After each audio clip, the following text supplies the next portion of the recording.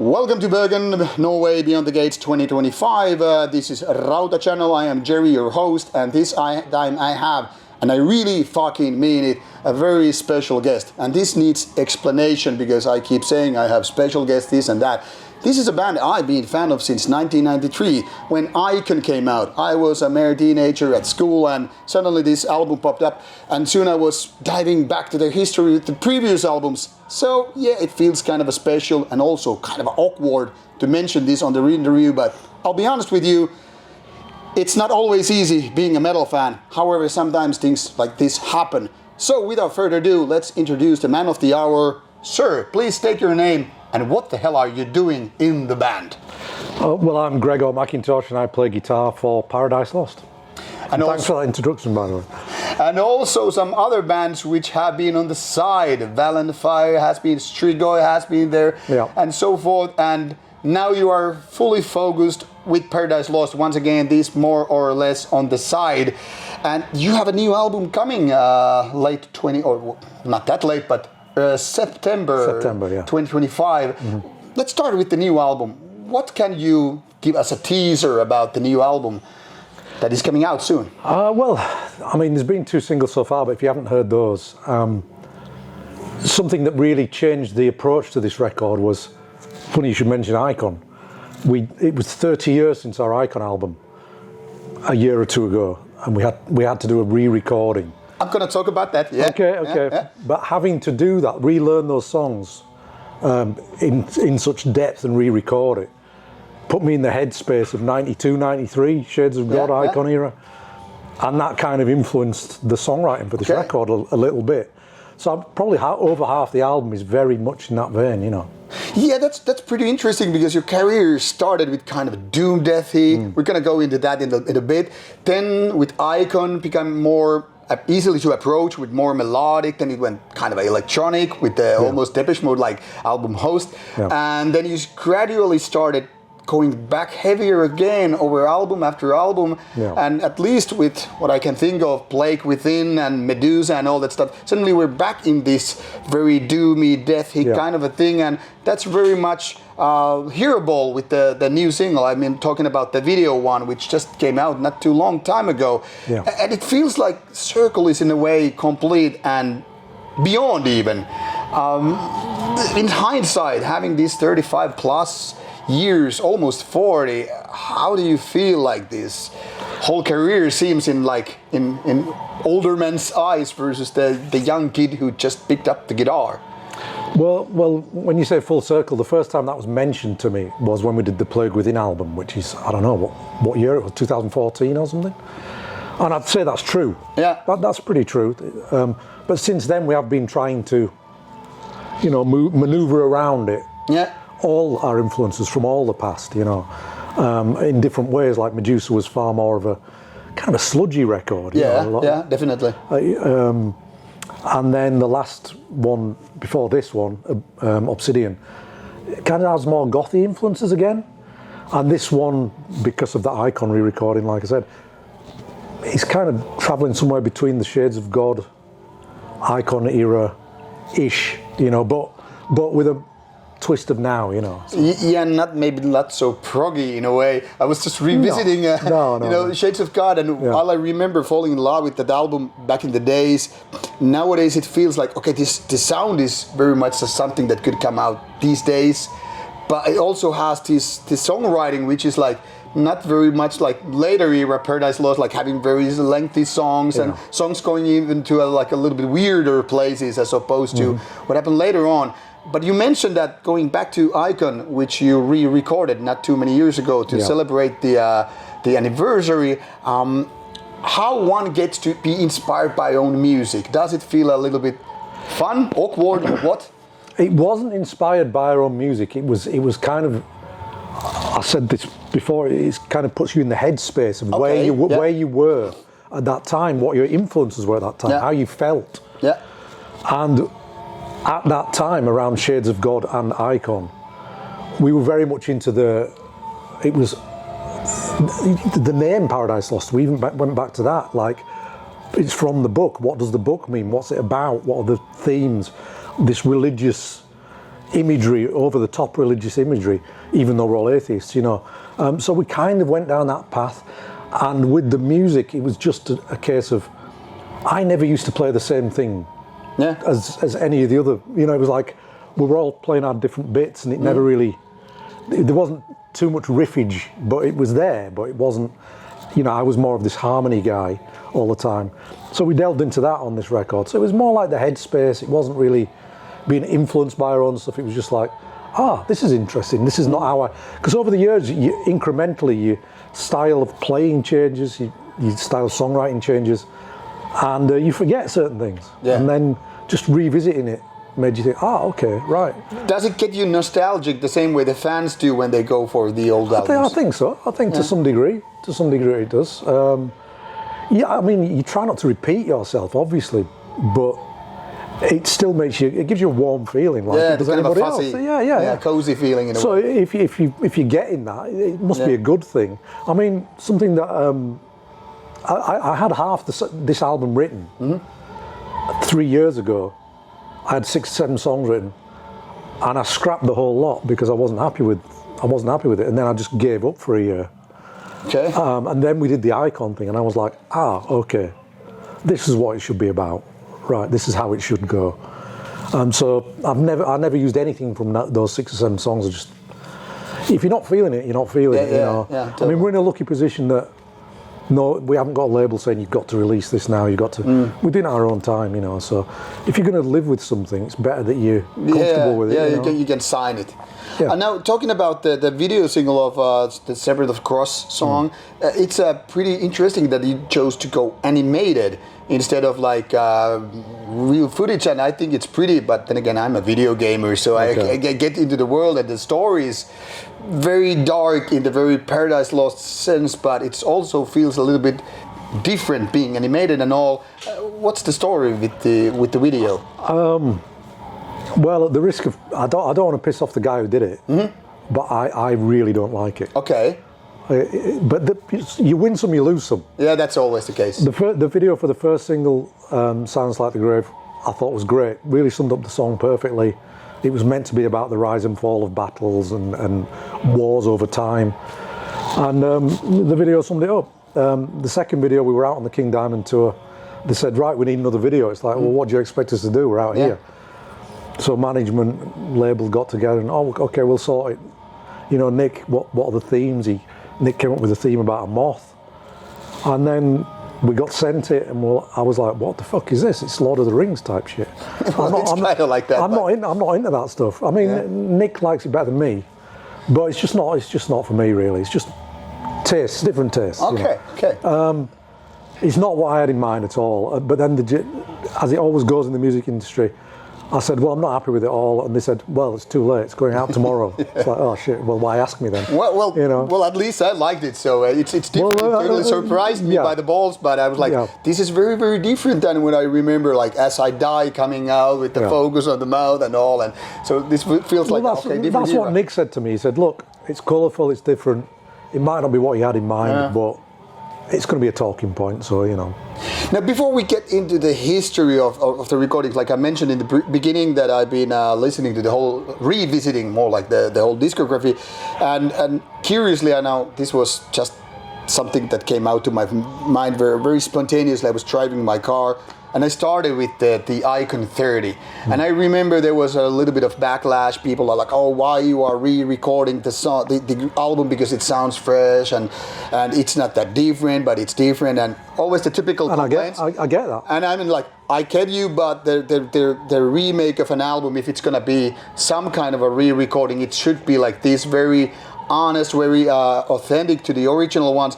And I was defending, I remember having this discussion with followers, because I said, like, I read about it, the copyright reasons and all, but now I want to ask you to explain it to the less informed.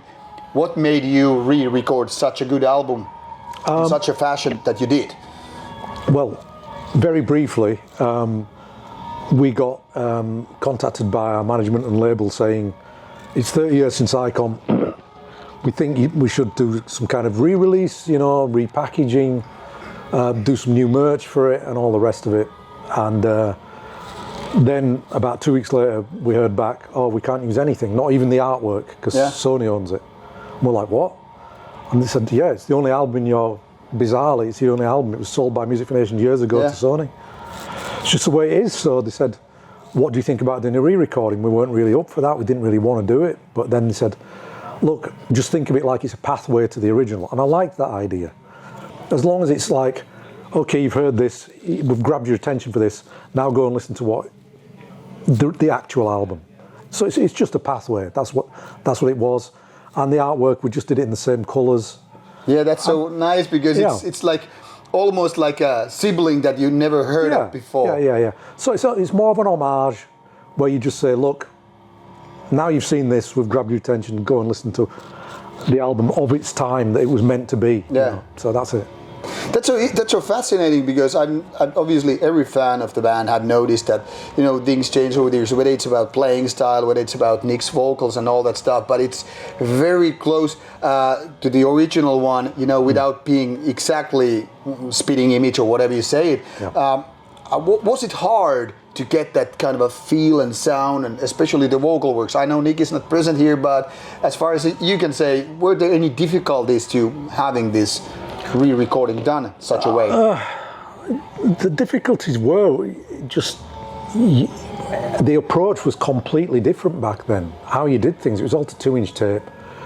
The style of playing everyone's style of playing had changed. Different drummer, obviously. Nick's vocals evolved in different directions over the years, and it was kind of trying to capture the essence of Icon. Without making it sound like some kind of bastardization or some kind of modern reinterpretation, because we didn't really want to do that. We just wanted it to be this bridge to the original. And the hardest thing was our own playing styles and his singing style, getting it as near to the original without it being because some things were happy accidents when we did that record, as they were in them days, because you had to do everything in one take. So it was kind of trying to do something similar, kind of impromptu. So the recordings, the way you record has obviously changed. Everything was emailed, I recorded all the guitars and stuff at my place. Nick was separate, everything was separate. So you don't get the feel of how he did back then, but I think we got there. I think we got there in the end. It was helped by Gomez, who mixed it all, because he was a old fan of that album and he wanted to keep the integrity of the original. So he helped do that, I think. In fact, he was probably more instrumental than any of us were. Okay. Now let's get back to the old days, as I kind of promised to myself and probably the audience as well, and I kind of briefly warned you about it. Yeah. If you go back to the very first album, it's very different in terms of sound and even style than any of the other Paradise Lost albums, and I'm just making an educated guess here, but back then you really didn't know what it's gonna be like, as if creating a new style, which you're now pioneering ever since Gothic. So if we go a little bit on the memory lane, how it was to record such a first album when things like doom death were not even created yet as a own genre. Like you say, it was kind of like the Wild West back then. Mm-hmm. There was tape trading, obviously.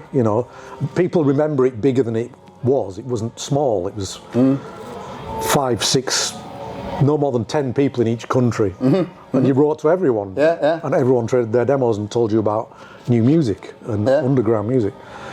So you were just hearing things and you were just taking it all in. And then everyone started to make their own bands, and we were no different. We made our band, and basically you're a product of what your gear was and your abilities were, and that was it. And every band was the same. Carcass were the same, Napalm was the same, everyone was the same.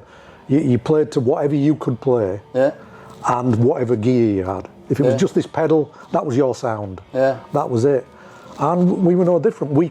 Our drummer couldn't do blast beats. We tried a blast beat. I kind of figured out he was not exactly the very talented drummer back then. So it was like, okay, well, we love the doom stuff. Yeah. We really love that. No one's really doing that, so let's do that.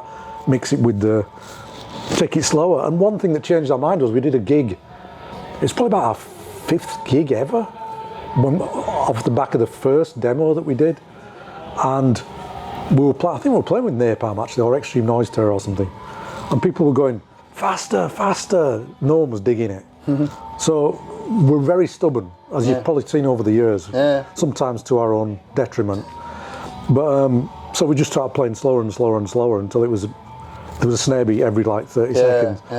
And that kind of became our thing for a bit, you know. And that's how the second demo came into being, how it was, Frozen Illusion demo. And off the back of that demo, we got like, I think 3-4 offers, record label offers off just that second demo. And it was E-Rake, Peaceville, I think Roadrunner maybe, Relativity in America. And we just had letters from him. It was all by letter. So we had letters of him. And I remember sitting in Nick's bedroom at his house, his mother and father's house. And we're like, what should we do? We don't know what we're going to do. And we said, well, like, which is the closest to us geographically? Peaceville was just down the road. It's okay, we'll go with them then. And it was that simple. So, I think I've gone off track a bit there, but that's roughly how it all came together, you know.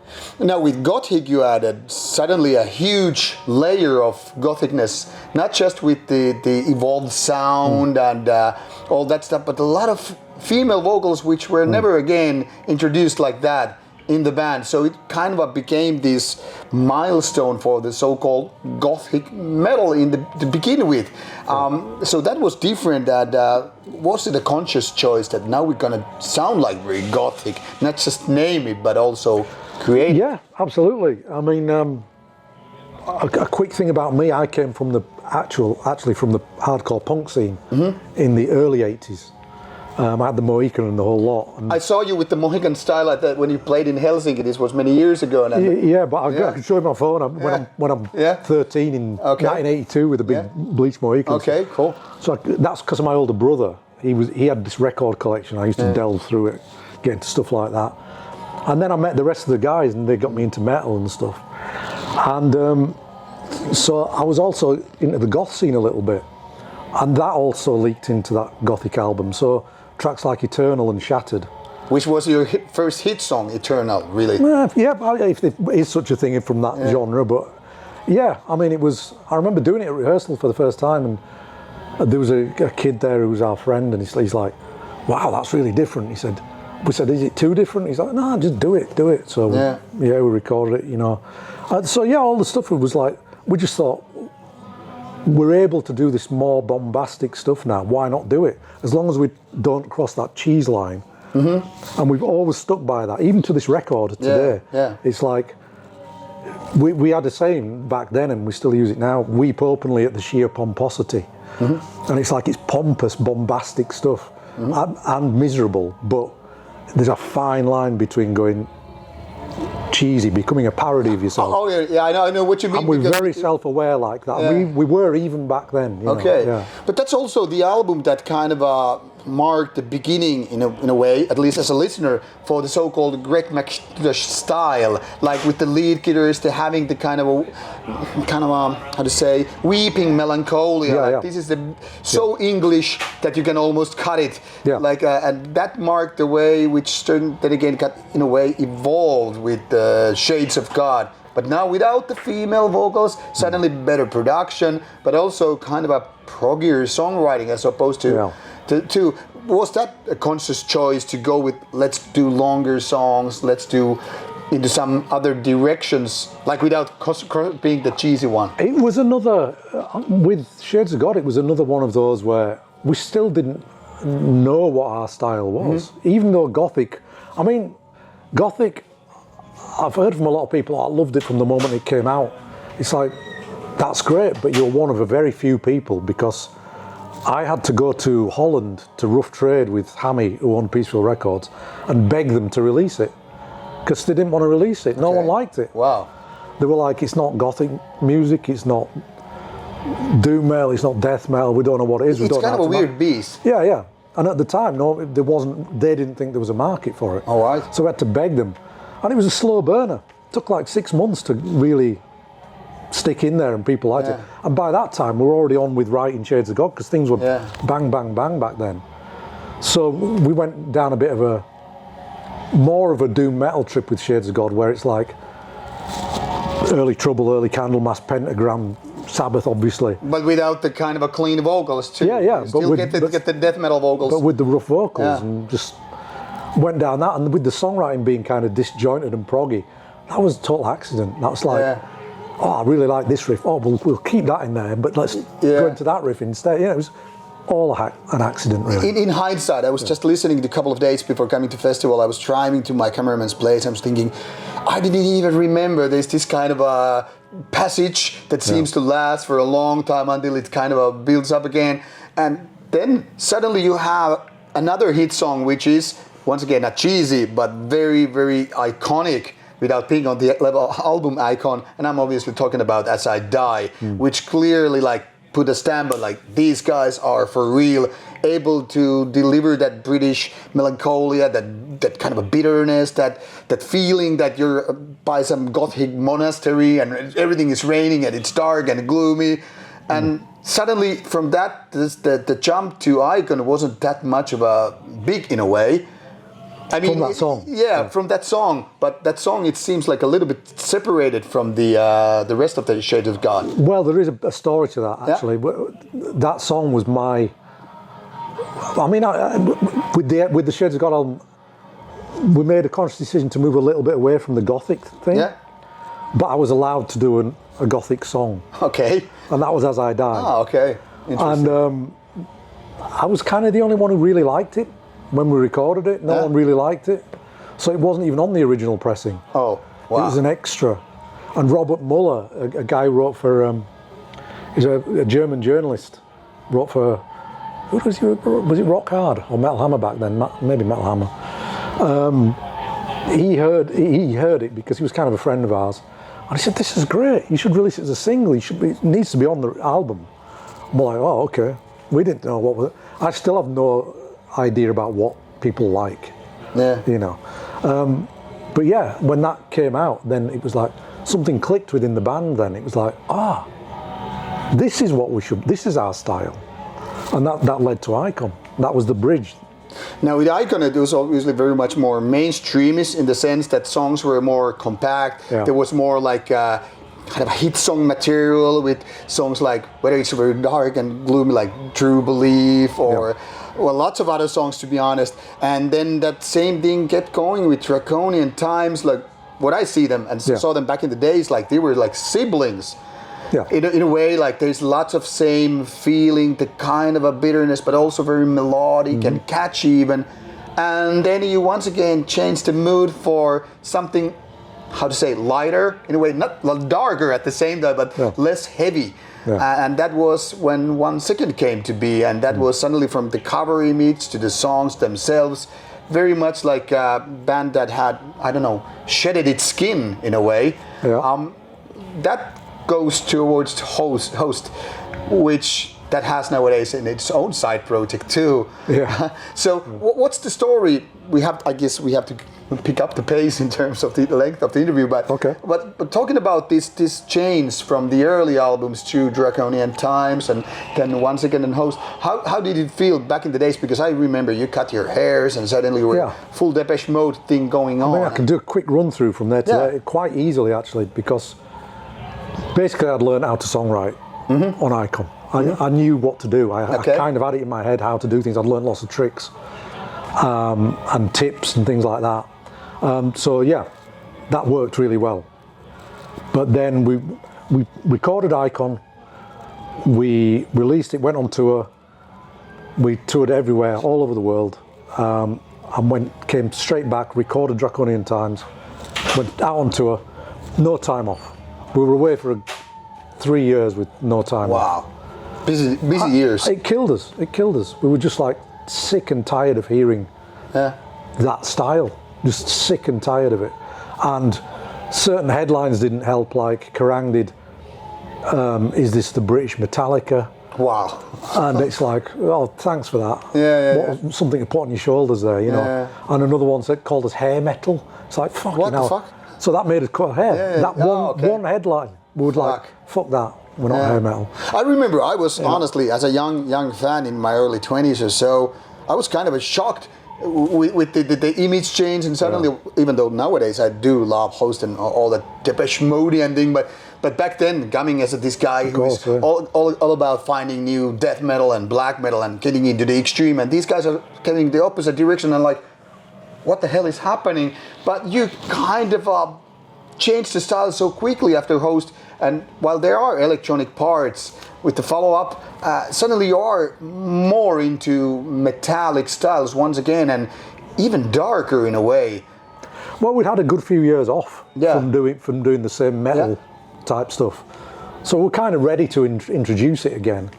But believe in nothing, even though it's got a few really good songs on, I think. Yes, it does. It's the whole production of it, the whole release of it, everything was just compromised by compromise with the label, with EMI. They were in the studio breathing down our necks the whole time. Okay. And it's the only record we've ever done where I would say I felt controlled. Okay. You know, felt like someone was pressing down on you. Something like totally opposite versus what you started as rebellious young kids. Yeah, and that led to, I mean, the only time in our career where we've almost split up was around that time. Wow. The millennium, sort of 2001, 2002, well, 99 to 2001. Tough years because everyone I mean, it's a typical rock and roll story. Everyone got, you know, the drug problems, alcohol problems, mental problems with the label, problems with the inspiration, everything.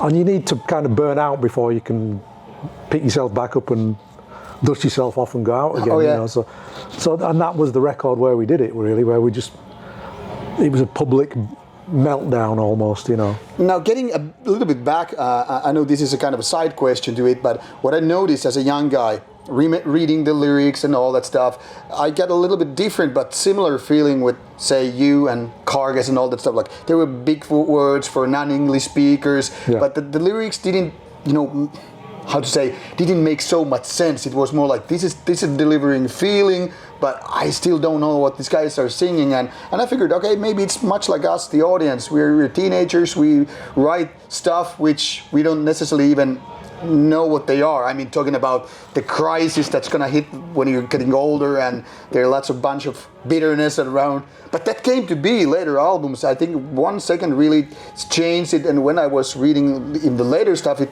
became so much like I described to my cameraman, it's like liquid bitterness you like pump into like an oil, and this is like how British it can be, kind of a feeling very, very dark and isolated and all that stuff, which really made my love kind of reignited. Like, suddenly these guys are so fucking dark, how come I'm the only one in the world who understands it? Not obviously really, but you know the feeling when you feel like I'm the only one who gets it, kind of thing. So was this reflection of what was going into the band, or was it just you getting older and more experienced? It was becoming more adept at being able to express things, maybe becoming better at doing it, maybe. But I know people are in different eras of the band and have different opinions on it, you know. I mean, you're from Finland, so it's the first time I went to Finland. I think, was it '92? I don't know. We all of a sudden found the next version of Yorkshire. It was weird. It was like, without the Gothic church and all. Yeah, but it was weird. It was like, fuck. These people are very similar to us. Same sense of humour, same beat yourself down all the time. You know, it's everything's very similar. So we felt very at home there, you know. And so it was one of the first places I went to in the world where we felt like, maybe they get what, and you could see that in the music as well. Some of the bands that came out of there. Yeah, true. You know, very similar to, you know, like Us and My Dying Bride and everything from our area. Yeah. It's, I don't know. I think we're very much a product of our upbringing and where we were brought up. It's like these old, picturesque but beaten down, ex-industrial, cities, northern grey towns where not much prospect. So it's bleak. It's bleak, and that but it's these beautiful hills surrounding you, and it's just like the music is kind of an extension of that almost. You know? I think it very, very much describes, as funny as this, coming from different countries, that your music is very fitting for these kind of like dying towns and cities, the kind of people getting more or less isolated and shit like that. Yeah. Which leads us to going on with your discography and stuff. Then you started going heavier and I guess even darker with albums like In Requiem and this Divides Unites stuff, where you get like, this is really, really depressing shit. Like, this is like what we get the bleak side of and the gloomy side of UK, if you can put it in one disc or two. This is like, here you had it served. Was this, once again, intentional to like deliver that bleakiness and gloominess, or? We were trying to make, I mean, something we've done throughout our career is every time we come to do a record, we try to forget the past. Yeah. You can't, obviously, but we try our best to think, if we were a new band now, what record would we create without any, so we can create anything we want. And this is why each record, goes this way or that way, because every couple of years your viewpoint changes slightly, or your influences change slightly, or and those albums are no different. I mean, you mentioned Faith Divides Us, Death Unites Us.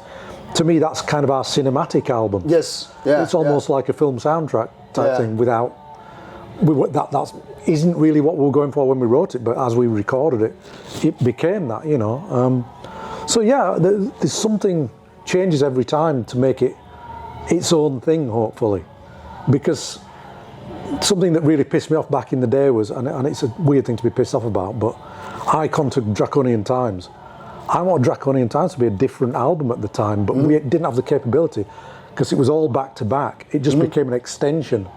It was just like, it's a polished version of Icon. Yeah, that's why there's a sibling feeling in a way, versus as opposed to Once Again and Host, which are clearly different. And I think it's important to, once you finish your touring cycle for an album, take time for yourself, take some time out, don't think about music, don't think about anything, just do what you do, come back to it with a fresh mind, and then see what happens, and anything can be possible then, hopefully, Now, coming back to your later years, I think Tragic Idol, in a way, ended that certain era of the band, if you can talk like that. And then with Plague Within, Medusa, you kind of indeed finished this circle of getting back into this death doom kind of approach, even though you had these clean vocals which were not present in the beginning. And now that you mentioned towards the new album and all, it's like the cycle has been kind of restarted in a way. I think so. So to summarize the whole cycle of things, do you see some, like, I don't know, milestones or markers, like, which clearly pivoted you to go certain ways? It's usually a song. Yeah? It's usually one song each time that does it. For instance, Plague Within, we'd finished the record. We had like 3 days left in the studio, and the management says, you haven't got enough material. We're like, oh shit, you need another song. So it was like, last minute, I wrote Beneath Broken Earth. Ultra slow. I just thought, I'm going to do the doomiest song I can possibly do. The slowest song we've ever done. Ultra miserable. And it was kind of a almost reaction to them saying we need something else. So I made like an anti-song almost, for and that's our most watched video on YouTube. And something that you cannot really predict. No, not at all. And because that song hit, and it hit with me as well, I was like, oh fuck, we can still do this. That led to Medusa being the sludge record that it is. Yeah. So it's always a song that takes you somewhere else. Okay. Like As I Die did Into Icon. True. Beneath Broken Earth did Into Medusa, and whatever else. It's usually a song. Now that we have pretty much covered the whole career, we have a couple of minutes to talk about other stuff and all. And one thing I noticed, that you are one of the real veteran bands that have had pretty fucking steady lineup, which is not given with bands even 20 years old, not to mention bands that are going for 40s. But your drummer slot has always been, to put it mildly, kind of a windy. And I mean, there have been quite much of changes. Yeah. I guess I don't want to be the negative Joe here, asking why the drummer spot has been so windy, but rather than how did you made it possible to keep the structure, the backbone of the band so intact throughout the decades, throughout the challenges? We have very similar sense of humour. We're very set in our ways, and if the original drummer Tuds, if he could have drummed a bit better, he'd still be in the band. Mm-hmm. It was purely that. Every drummer that we've had, it's been different reasons. There's no one reason, you know. I mean, Lee Morris, who drummed on Draconian Times and stuff, he personality clash, and he went a bit crazy. He turned to God and stuff like that, and it's like Adrian at the Gates reformed. Mm-hmm. His original band. Yeah, absolutely. You should go and pursue that. You know, that's your original band. Jeff, who's back in the band now, he didn't have kids when he first joined the band. He got married, he had 3 kids close together, couldn't tour. Yeah, makes sense. It's like, okay, yeah, absolutely, mate. You go off, have your family, that's great, you know. Now his kids are grown up, he can come back, you know, so. So yeah, and with Guido, just recorded drums on this record. Great drummer, very talented, nice guy. Personality clash, just, I can't put my finger on what it was, but I think he's from Milan. All I can put it down to is a fiery Southern European. Yeah, very different from UK, I guess. Because I mean, when we were doing the drums for this record,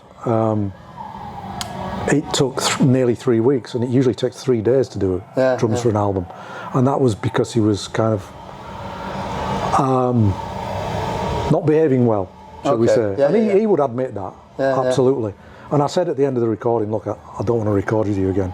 Just the way it is, and he got it. It's like sometimes personalities don't work out. You know what I mean? It can't be easy walking into a group of guys that have been together since. And that's what I was thinking when I remember this young kid from Finland, Valtteri, joined the band, and everybody like, okay, you could be almost his granddad's dad at the very least. And then he also left the band. So that must have been weird way to have this kid so much younger than you. Well, it was even weirder because he was in my side band Valenfire first. Yeah, I thought I did online audition, and it was funny because he was playing drums in a field on his audition tape in the north of Finland somewhere, and he had a vibe about him. I just thought, this kid's great, you know what I mean? And we did the Decibel tour of America with Valenfire, like quite an extensive tour of America, and some venues I didn't even think of his age. He fit in so well. He was just a nice guy. You never think of his age. But some venues, he couldn't be backstage because he had to stand in the audience until it was his time to play because of age restrictions. Yeah. And it's like, oh, fuck yeah. I'm twice his age, or 3 times his fucking age, or whatever it was at the time, you know. But yeah, I mean, he's proved his soul. I mean, he's still really good friends with us and stuff like that. It was just, I think he was made to be Opeth drummer almost. You know, it's like his style really suits that anyway. All right. I guess our time is up right now because you're going to play in about 45 minutes and so. Yeah. So this is the perfect way to ask, and this takes a little bit to foresee these techniques. Like, what will happen in Paradise Lost, say, 2-3 years? Because I assume we will be back with a part 2 eventually. But let's foresee in the future. Well, I'll just tell you about it quickly. A meeting we had with our manager the other week, and he said, so you took 5 years to do this record? We said, yeah. He said, this is your last record for Nuclear Blast. I'm going to go to other labels and Nuclear Blast, see what's around. He said, how many more records do you think you've got in you? I said, well, I don't know. When it's ready, you know. So he said, well, 5 years, if you take 5 years each album, probably 2. I said, I don't know. So he's counting when we're going to die, basically. As I die. Yeah, exactly. So we just found it quite amusing that, I mean, he's a lovely guy, but you become a commodity, you know.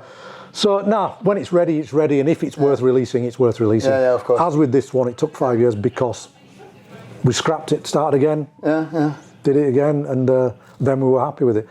If we're not happy with something, we're not going to release it. So obviously, that's the only way to do it, I think. Yeah, and it's so I don't know. Age will determine the rest. Okay, all right. So obviously touring is ahead. Yeah, October for the first leg of a European tour. We usually do 7-week tours. Nobody likes them. No band likes them because the last 2 weeks everyone hates each other. Yeah. Everyone's tired of playing. So we said 3-4 weeks tops. We'll do as many as you want. So we're doing part 1 of a European tour, October. Part 2 next year, which will be more Baltic and Scandinavia and stuff. Early next year, then part 3 and whatever else. And yeah, America and stuff like that. But I try not to think too far ahead. It's too. Yeah. My mother said when I was a kid, she said, just be present in the moment. Don't think about tomorrow. It's too stresses you out too much. So. Yeah. All right. This is a good word of wisdom. Yeah. So a couple of last fast questions. Yeah. All right. Favorite band of all time? Yikes. Favorite band of all time? Don't overthink it. Just. Okay. Favorite band of all time? Trouble. Favorite album of all time? To Megatherium. Favorite movie of all time? Or the movie you want to need to watch more times? Jesus Christ Superstar. And the book you need to read before you die? That I haven't read. Okay. Paradise Lost. All right. So I've never got through it. Oh, too heavy? It's too heavy. All right. Yeah. Hey, thank you so much for your time. This was a real pleasure, and I hope that one day, before you die, obviously, we will do that part 2 and get into other subjects and all. Now, people, I hope this was a little bit of, at least a tiny bit of insightful for you, new and old Paradise Lost fans out there. And at least personally, I had a really, really good feeling about it. And obviously, I'm going to see yet another time these guys on stage. And now that you've been informed, the new album should be out very soon after this interview comes out. So stay tuned for that. And when you find the love within the band, go through the whole discography run. It's gonna take a few hours, but it's definitely worthy. And when you feel a little bit miserable, bitterness and all that stuff, finding your way home, grab the lyric sheet and let it indulge. You know what they're all. This is Beyond the Gates. This is Greg Mackintosh and Paradise Lost. Now, off you go, people. Links are in the description box. You to check out the band's music and get the basic information done. You know it all. So, goodbye.